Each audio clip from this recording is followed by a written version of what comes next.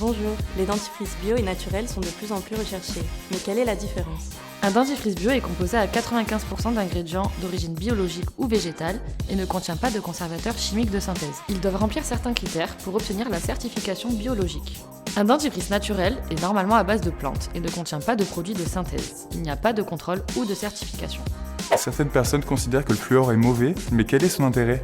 Tout d'abord, selon l'OMS, les recommandations d'hygiène bucco-dentaire consistent en un brossage de 2 minutes, 2 fois par jour, avec un dentifrice fluoré. Le fluor est reconnu pour sa capacité à prévenir la maladie carieuse. Il permet de protéger l'émail. Pourquoi le fluor est controversé? Si on ne respecte pas les doses recommandées par l'OMS, un surdosage en fluor peut en effet entraîner des fluoroses dentaires.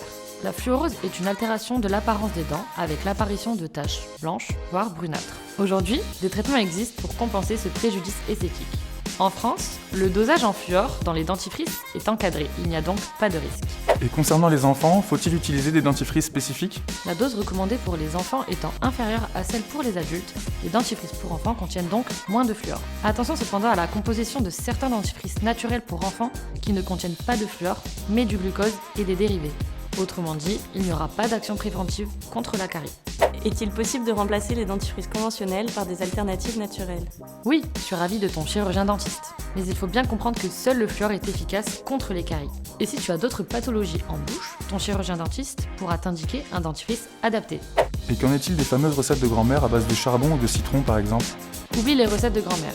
Non seulement il n'y a pas de fluor qui a son importance, comme on l'a vu, mais en plus le citron par exemple est très acide, il ronge donc l'émail, et c'est justement ce qu'on cherche à éviter.